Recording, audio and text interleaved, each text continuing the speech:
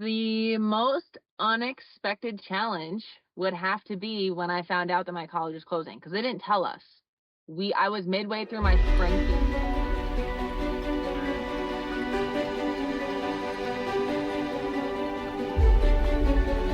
Dennis, what do you want to tell our viewers? Yeah. Go like, comment, and subscribe. Welcome back, ladies and gentlemen, to Between the Fields podcast. We are your hosts, Ramin Rahimi. This is Dennis Boskert. What's going on? Today, we are joined by Wallkill local volleyball star, Rachel Colombo. Rachel, welcome. Thank you. Tell Appreciate us a it. little about what you do and what sport you played and where you went to college. So I am currently an aspiring teacher. I am finishing my graduate program May 1st of this year. I was a volleyball player in college, and I actually played volleyball at 3 different colleges. I went to Mount Ida in Boston, I went to SUNY Cortland, and then in New York, and then I ended up graduating at East Stroudsburg University in Pennsylvania. Oh, wow. All right, Okay. very cool. Awesome. And just to kind of give the people a little idea of how you went about getting recruited for your volleyball, Where was the first college you went to? Which one was the first one? Mount Ida? Yes. Yes, I guess how'd you get recruited to go there, or how did they find you? So really in volleyball, at least in upstate, like up in New York area, you get recruited a lot more in your off season. So a lot of my recruiting was done in my travel seasons in the wintertime. We go to really big tournaments that are located in Boston, Philadelphia, Atlanta, like big tournaments like that where there's hundreds and hundreds of teams that go. We got recruited that way. And if a coach likes you, they're not allowed to talk to you in the off season until you're a senior in your senior season. So I ended up getting recruited in my senior season. The people from Boston came down to watch me play. Did you did you know you wanted to play college when you were in high school or like when you were a junior in high school, or you just were like, oh, I'm gonna see, I don't know what I want to do yet? Oh, I 100% knew. Like I knew by the time I was pretty much since I was a freshman in high school because I got pulled up to varsity at the end of my 8th grade year. She was So like, I'm a I didn't baller. want that. I got I this. didn't want that to end. So that kind of like I gave really you wanted to play. that confidence to be like, wow, hey, I excelled in high school. Let me try my talents in college. For sure. Did you put out any like highlight tapes, or it was just kind of like they came to these tournaments and they saw you from there? So yes and no. Like I definitely had a lot of recording, like a lot of video clips of me, but not necessarily mashed up into a highlight tape because I'm not gonna lie, at that time, like huddle and stuff like that was really only used for bigwig high schools or in my instance football players or baseball players. Like I never really saw any volleyball people on there that I knew. So I never really took the time to take video of me, not let alone my parents never really had the time to record. We didn't have like a nice camera or anything. Okay. Anything like that. So I had like clips of me hitting or passing or serving, but never like mash piled together. Gotcha. We know you went to 3 different colleges, but we just want to kind of maybe hear about your freshman year and just kind of some of the experiences that you had there and maybe obstacles that that you underwent. If you could tell us like one of your biggest, I guess, no, actually how you kind of managed your academic, your athletic, and then your social life while being in your freshman year of college. We just kind of want to hear about, how you were able to balance all 3 of those out, with, introducing a new college level sport. Okay. Yeah, it was definitely hard. So Boston's 4 hours away from where I lived, and I wasn't allowed to have a car on campus. So like my parents dropped me off and I was stuck there. My preseason was 2 weeks before school started. So I was there with all the other fall sport athletes and a whole new area. I didn't really know much of anything other than the girls that I played with. And it was hard at first. Definitely my fall semester of my freshman year, I wanted to drop out. It was not necessarily for the volleyball part, but getting used to being in a whole different area with a whole bunch of different people. I had no idea who they were. That schedule of having the will to maybe not go to class if I didn't want to. Right. Like no one's in my ear telling me to get up and go to school. Yeah, Like you have a lot more freedom. Yeah. yeah, so that was definitely hard. And I didn't have bad grades or anything. It was just I have all this freedom now to go and do whatever I wanted to. The only thing really holding me there was volleyball. That really kept me on a tight schedule because volleyball had a tight schedule.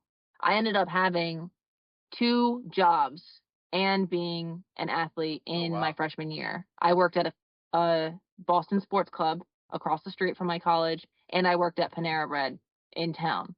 Oh, so I worked at Panera Bread too. hey, that's the place to start. So I was there, and I really used it to occupy my time having those other jobs because once my fall season ended, I again had all this free time, didn't really know what to do with myself, didn't have a car to go anywhere. So, um it was just definitely a big change, but once I fell into a rhythm, I really, really enjoyed it. So I'm glad I stayed for my spring semester because it was able to give me that like adult freedom and like maturity that I needed. Wow. And when you came in for your preseason, did you come in prepared, or were you kind of like, ah, I'm a hot shot, high school, I got this, no problem? So it's not necessarily that I was a hot shot. I was definitely nervous, but I definitely wasn't prepared. Like we were sent a conditioning program to do over the summer. I looked at that and was like, "Ugh, I don't need to Mm. do that. Like whatever, I'll do it later. Who cares? Like how hard could it really be? Because I had gone to some overnights by that point. I had played open gyms with these people when I stayed overnight there, and not that I wasn't impressed, but I could definitely hold my own. So I was like, I'll be fine. And I totally was not fine. Not okay. Oh boy. Oh wow.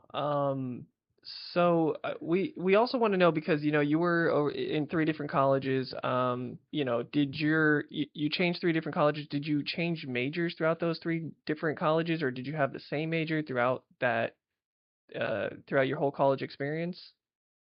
So I had to change from Mount Ida to SUNY Cortland because my Mount Ida college closed. So Oh, I didn't have a choice. I had to leave, and my Okay. original major was forensics.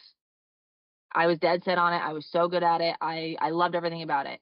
But my major there was so specific. I was going to be a forensics anthropologist in one major instead of 2. Typically that would be a dual major type of thing.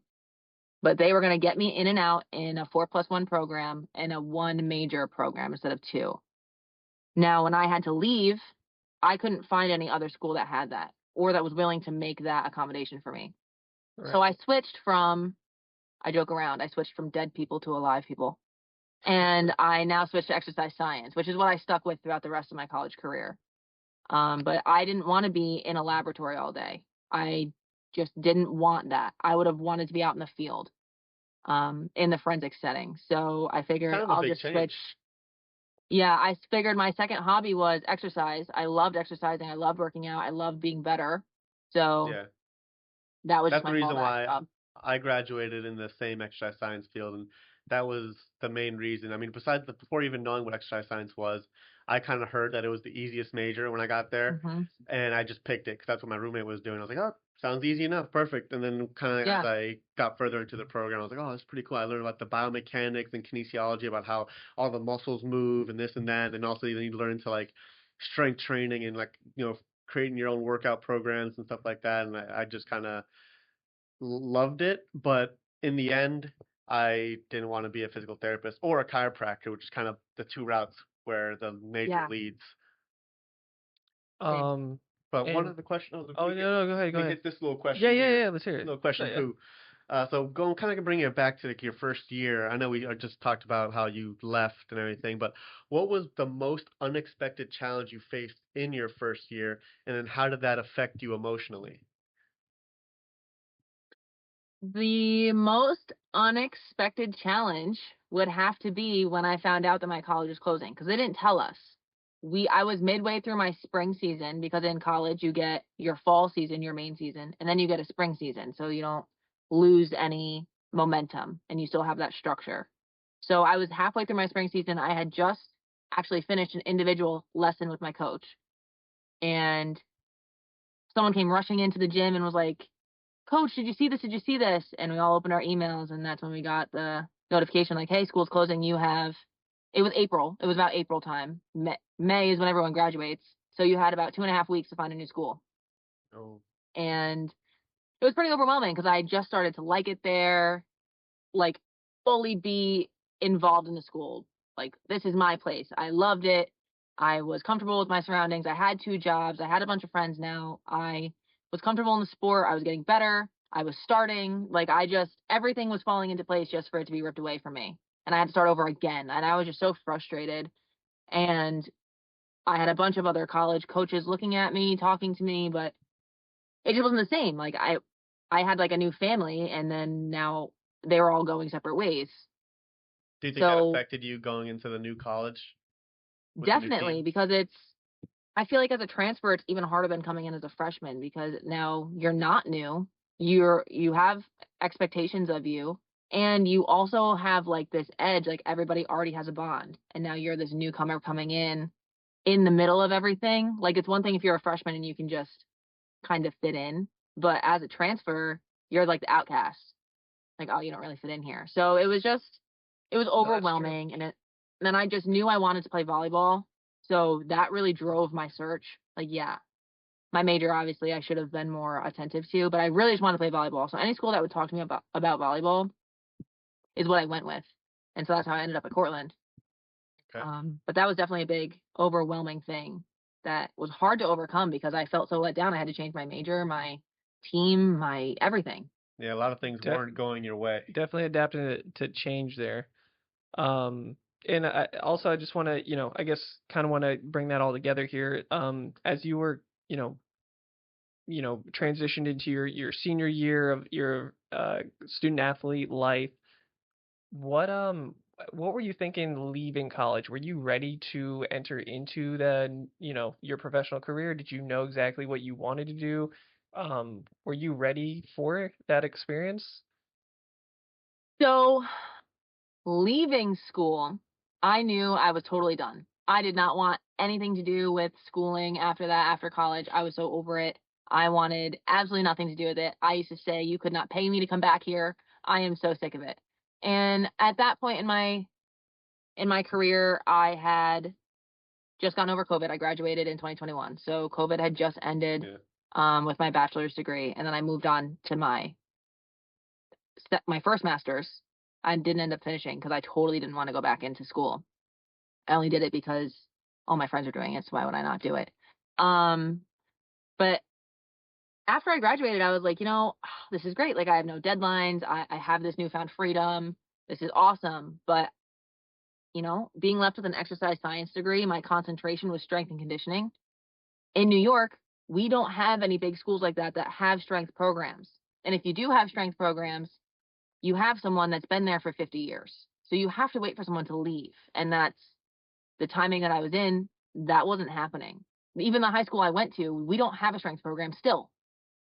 So there was nowhere for me to go locally that would have given me enough, either the time or the money to pay back my student loans and try and and try and be in that job field. So, like, I was kind of lost, didn't really know what to do. I ended up being a bartender for a few months, and that made good money because it was cash. But I really found myself ending up at Planet Fitness, and I was a fitness trainer there. I was the head trainer there for about 8 or 9 months until I decided to go back into teaching and go back to school because at the end of the day, none of that was paying my bills. Right, So, Yeah, right. personal training makes some good money if you can get enough clientele and you kind of make it mhm. a like your own business type of thing. There's some. I Yeah, thought about it a time or You two. did? Yeah, I mean, it'd be kind of cool. I mean, yeah. Yeah, we're big into fitness, so Yeah. yeah, it's be something fun to do. I feel like being a personal trainer though, it's really hard. Like, I worked in a gym, I was a lifeguard, working in the gym and then training and then just trying to work out after being off shift. You never really get away from work. Like, I use working out as my stress reliever, Imagine and I your didn't lifeguard being really. exhausted from a workout. Yeah. Probably not a good I combination. just I it can't was legs. just I can't get to you. it's just hard to separate the two because not only now are you working out on your off the clock, whatever, you have a bunch of people that still work there. Hey, can you do this? Hey, can you do that? It Yeah. was just frustrating. Yeah, there's no like degree of separation there between Hmm. your job and your your personal life or your social life, Right. whatever you want to call that. Hmm. Yeah. Um, so from what we understand now, you are currently you're about to graduate with your master's in teaching. Is that correct? And you're currently Yes. working as a You're a substitute teacher right now, y- or? you're a teacher, Yep. So substitute. Uh-huh. I'm a substitute teacher. This is my second year subbing. I coach JV volleyball. I coached JV lacrosse last year, and I'm strength coaching softball this year, Oh, Oh in the wow. spring. So I'm kind of doing both, and it's nice because it's the volleyball program that I went through. So that's nice, as well as the softball program. I played that in high school as well. Um, but I graduate cool. in May from my program. It's an online program, and in New York State you have a requirement to do student teaching, but you can only do Oh student yeah. teaching via the prep program for phys ed. Now, I have an exercise science degree, so my prep program is just in education because I have all the phys ed stuff already. I just need to do the education courses. Okay. Yeah. So, um, my master's program is actually in humanities. It's education with a humanities focus. So I can't do my student teaching there. So I've been working on compiling 40 days of full-time teaching experience in the gym setting. My superintendent will then sign off and send it to the state. So I've reached my 40 days by the end of the month. I'm projected to reach my 40 days. I have 2 left. All right. So Okay. once I send those to the state, they will then wait for my transcripts once I graduate. They'll check everything, sign it off, and then I will be certified and able to apply for jobs. Oh, very cool. But there's Awesome. no exam, no like boards or anything. It's just So I did take 2 exams, but I took them last year. So I can take them oh, okay. anytime. You have to pay to take them. You can take them whenever. You don't have to, like anybody can take them. I actually failed my first exam. I have to take 2. It's the educating all students exam and your content specialty exam. I passed my content specialty exam with flying colors. My educating all students exam is specifically based on diverse students, English language learners, um, like special needs students and students like that. And me not have finished my program yet for education, I failed my first time. I failed by 1 point because Oh, I didn't know. I didn't know. I just had no idea. And the way they structure those tests in New York State it's really wordy. So going back a second time, I passed, but oh, good. I did have to retake it. So Awesome. And I guess that's kind of like what we want to know too. I mean, we just wanted to see like we had some questions for you with regard to like your college experience and like your current day professional career that you have right now, and just kind of like how you applied what the lessons you learned from college into your professional life. Dennis, you want to start us off with that first question? Yeah. Get the notebook. Oh yeah, let me get my reference pad. So, the first question we wanted to ask, Rachel, was how has being a college athlete shaped your character and your values today?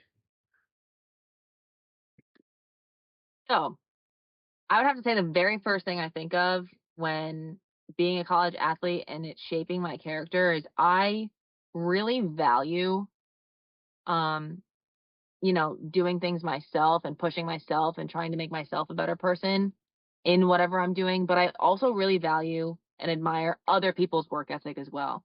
Like when you're working in a group setting, especially as a teacher, you rely a lot on your coworkers, your admin, all those things. And if they are the type of people that don't push you to do better, push you to do your continuing education courses, don't push you to take the mandated reporter training or push you to go beyond your knowledge in lesson planning and like including multiple different standards into your lesson plans. Um, you're kind of left in the dust for the most part. And being an athlete, the same thing on the court. If you don't have a teammate that wants to get better and they're just there to socialize and talk, that's the most frustrating thing for someone that wants to do better because you're only as strong as your weakest link. So, like the biggest thing for character, in my opinion, is someone else's work ethic, and you can see that very early on in life, specifically in sports. If you don't do good in sports, I have no idea how you're gonna ever want to strive for better in your work environment. So what I'm thinking is basically accountability. For sure. Kind of, yeah, sounds like they kind of pace you and set the tone for you, and you do the same for them. So, Hmm. yeah, awesome. All right, man. How about you? I do have a question that I want to ask you, Rachel. So I'm just gonna ask this here. What was your biggest personal obstacle you had to overcome in order to grow as a student athlete that you apply to your current, career that you have right now? If you can, yeah, if you had to say. If I had to say, my biggest obstacle was getting over my own ego. So at my last school at East Stroudsburg, I walked onto their volleyball program.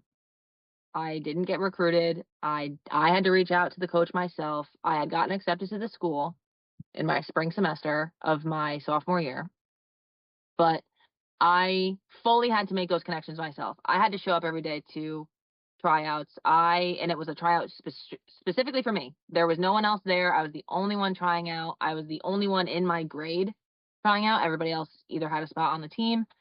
Um, and I was kind of the outcast. And I translate that to, again, being the outcast. I kind of had a roundabout way of getting into teaching. Everybody else my age graduated with their bachelor's degree and was certified, because in a prep program it does that for you. So now I'm getting my graduate degree behind, not certified. Can't apply to any jobs because I'm not certified. Can't do any long-term leave replacements because I'm not certified. And pretty much subbing is the only thing I have. So when I go into interviews, they're going to say, "Oh, what was your student teaching like?" "Oh, well, actually, I didn't get to do any." So going over that ego boost of, "Oh, like, I've done this forever, like volleyballs, whatever, I got this.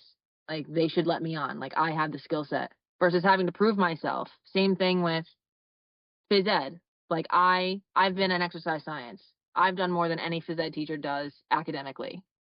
But that means nothing to a school interviewing me for phys ed. Like, I'm going to be shaping these kids every single day. I need to sit back on my ego and really take it all in. So I would say those two translate together pretty well. Okay, yeah. I think that's, yeah, good information for anybody. Just kind of like, hey, do not humble yourself, but check your ego. Everyone kind of has to do the same thing, and yeah, go through the steps, and yeah. No, that's good. That's great information. I appreciate it. You want a second question, or I do have another I'm gonna hit question. We can hit another question here because this is just another question here. It says back to back to back. Here we go, Rachel. It says All right. athletes thrive on feedback. How has your ability to take and apply constructive criticism helped you grow as a leader, as a teacher, as a volleyball coach? Um, do you personally take constructive criticism and feedback well, and do you give constructive criticism and feedback? So being a coach, it's definitely eye-opening now, being on the other side of things. When I was younger and I got criticized a lot, I was very goofy as a like lengthy, not coordinated player when I was younger. So I got a lot of constructive criticism, and a lot of times I didn't want to hear it. So I used that kind of annoyance when I would get constructive criticism and use that as fuel. Like, it would piss me off essentially. Like, why are you saying those things about me? Like, okay, I'm gonna go do it 10 times better than you thought I couldn't do. And again, that translates to being a teacher now. A lot of people think like, "Oh, well, why don't you just get a job in exercise science? Why don't you just go be a physical therapist? Why would you go back to school for teaching XYZ?" Like, okay, you think I can't do it? I'm gonna do it. As a matter of fact, I have a 3.97 GPA, which is way higher than any GPA I had in exercise science, which is something I'm passionate about. So I'm gonna go do it 10 times better than that. And as a coach, I expect that of my athletes. Yeah, I might tell you something you don't want to hear. Trust me, I don't like saying it to you. But if that doesn't piss you off and make you want to get better, Right. you should want to beat the person in your position. Technically, everybody on the court is an opponent to you. You should want to be better, not only for yourself, but for your team. You go out there in front of your school and all your friends and they watch you play and you mess up, That's embarrassing. Mess up in practice so you don't mess up on the field or on the court, on whatever. Same thing academically. Why would I want to mess up in an interview that I just worked a year and a half to get to? Right. One interview out of a 200 applicant and I mess up on my questions. Like, that's not cool. So do the work now so that I can reap the benefits later. There you go. Love it. Yeah. That's a great halftime speech. Yeah, it was good. I was like, man, I'm about to go out and smack the ball right now, get some kills. And then Des, Yeah. So Rachel, just coming to a conclusion here. If you could go back and tell your freshman self one thing, what would it be? It's going to get crazy, but it's all worth it. It's going to get crazy, but it's all worth it. Because there were a lot of times where I was like, I don't want to do this. I am so over it. There's a bunch of friends living it up at bigwig colleges, spending fun spring breaks, not playing sports, having all this fun in the sun, and I'm here in 5 feet of snow in Boston. Like, this is awful. And I would just say it's all worth it. Like, everything that I've been through, yeah, it sucked. It totally sucked. But I'm so glad that I did it because it made me the person I am now. And all my students that I see on a regular basis, I can tell them, like, if you genuinely don't want to go to school, that's fine. Do not go to school, but at least have something that you're passionate about that you can pursue if you don't want to go to school. Because I didn't have anything I was passionate about outside of volleyball. If I don't go to school, I can't play volleyball. Yeah. So, find something that you're passionate about, and it having such a rough 4, 5, 6 years of college, I feel like gave me so much more ability to connect with younger kids and my students and my athletes and all this stuff because yeah, I've been through it too. I'm in the same position as you. I've been through it, been there, done that, and I'm fine. So you'll be fine too. Yeah, Yep. exactly. It's like you took on the world basically with all Pretty the much. crap you had to go through in college. But yeah, well, thank you, Rachel, for coming on Of to course. Between the Fields podcast. You can watch the episodes every Tuesday, released at 7 p.m. Go hit that subscribe button. You can follow us on Instagram, and also we are posting on Spotify. This was Between the Fields podcast, and we'll catch you next time.